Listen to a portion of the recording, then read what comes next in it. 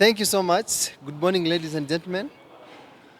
My name is Kimori Evans, a friend to MORARA KEBASO. We have seen we are still wearing the same attire we were with yesterday. We have not slept.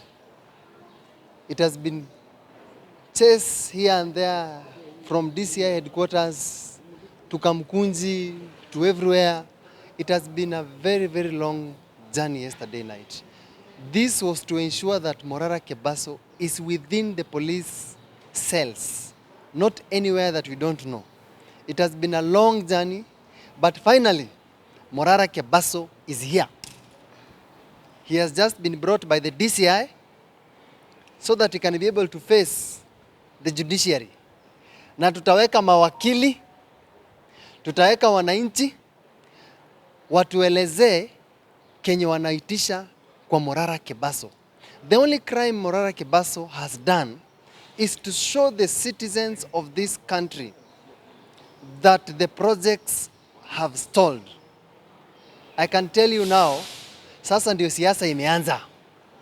It is now between President Ruto, the citizens of this country, and let it now kick on.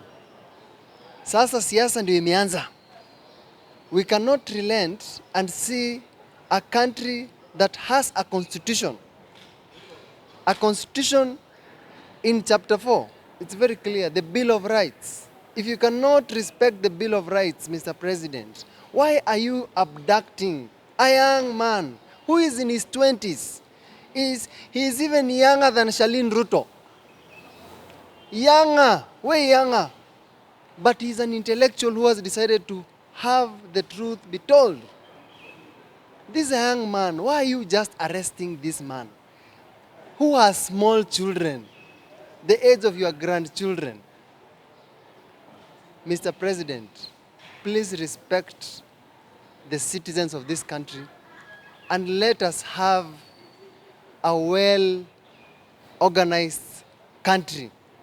We are just here with two media. Sijui wengine walienda wapi? Sauti na ingine ni Check TV. Thank you for coming.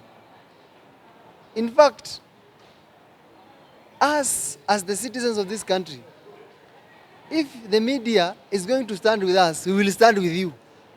And if you are not going to stand with us, we will not stand with you.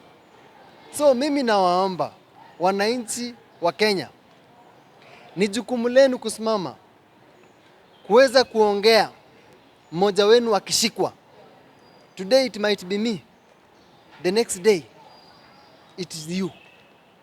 I can inform you, there are kings who are living in this world. There was King Nebuchadnezzar.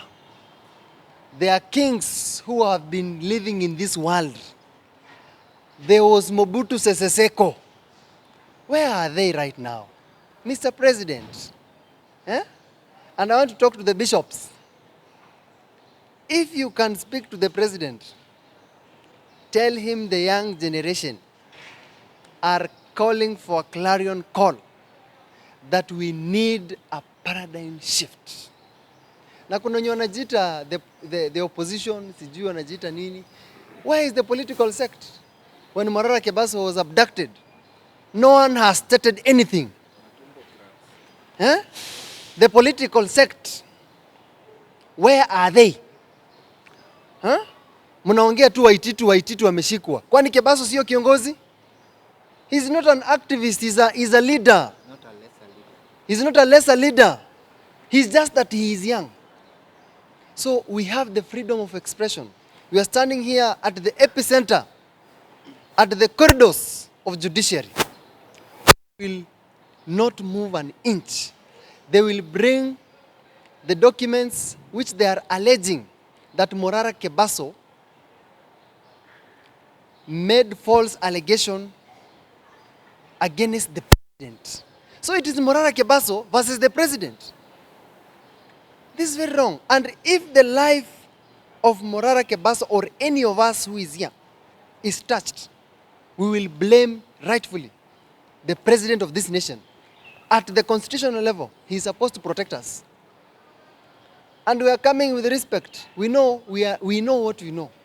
At the constitutional level, we know. We are in a sovereign state. We know even how they operate. Siasa, wacha iendelee. This is politics. This is just pure politics. And the citizens of this country, I can tell you, it is time for you to do the little thing. Tell your mother, your grandmother, tell your father, tell your uncle that things have changed. Thank you. It is not going to be as usual. We know there are those who are moving every weekend to churches and they are not being attacked or tormented. It's like you are drawing a line. You only want to compete the traditional opposition that you know, which we are saying no to it. We are not going to tolerate this anymore. We know that the other day you had abducted us some youths. This week you have done it again. Now we are saying enough, it's enough. It is the government versus the young generation. You don't care about the traditional opposition because you know you have a covenant with them. That's why we, the young, are saying, fagia wo, fagia wote. We are going to come in full force. From northeastern Kenya to southeastern Kenya. From western to eastern. Because we are united by one cause. We are united to make this country a republic, but not a monarch state. Thank you, media. Thank you, everyone who is here. For we know alone we cannot make it. But with you and God, not the God of Ruto, but the God of Kenyans, we are going to make it. So my call is to the men in uniform. And I want to tell them that I was in uniform for 8 years. And at the same time, I also worked for the national intelligence of this country. And I want to tell you that there's a time that you do not just want to follow the orders. And the orders that we are claiming to be unlawful orders are those that goes against the constitution of this country. And I want to say that I want to actually talk to the police officers in this country. The mediocrity that was there in 1970s, it is not there today. We are in 21st century. And we have a lot of things that are happening in our 21st century. Please, I want to call the police officers and people in uniform in this country that to understand that they have been studying in between the gap to liberate this country and the crooks that are tormenting the young people in this country. And this is time has come that we want to say that enough is enough.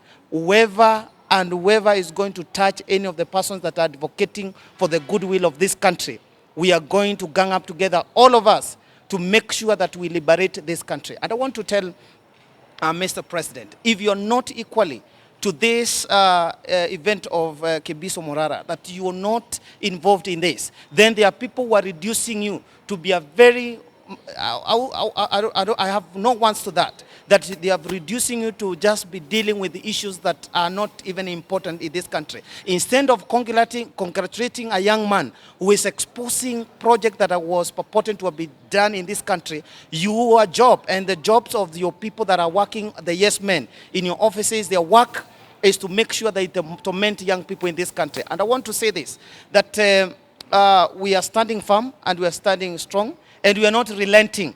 Actually, at my level, I didn't want to get much involved in such politics at this time. But I want to tell you this, that this time you've got it wrong.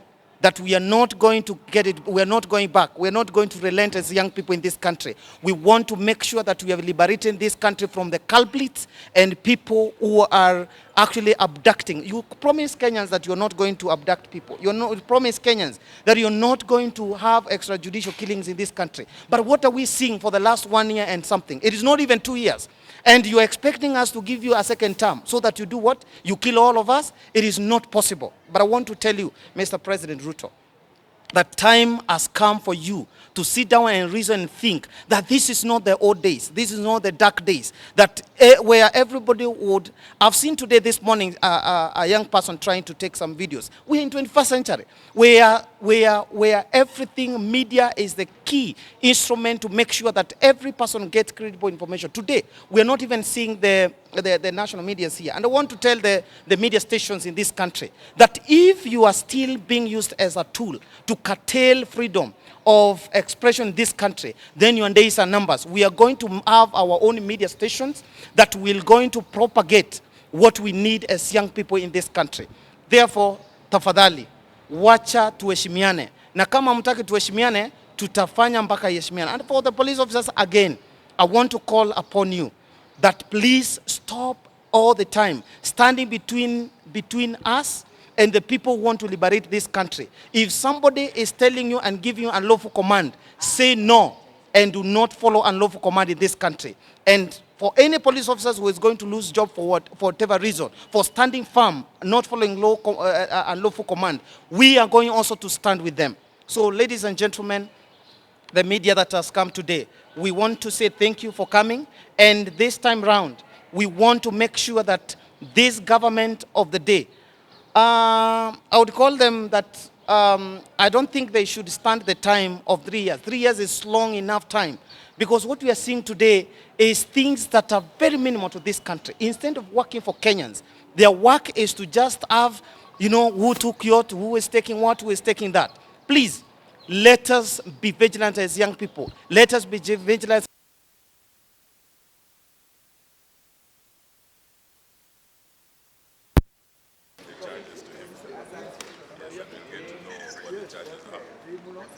Yes, but freedom of expression is a constitutional right. So, Morara expressing himself in the manner he's expressing himself is his constitutional right.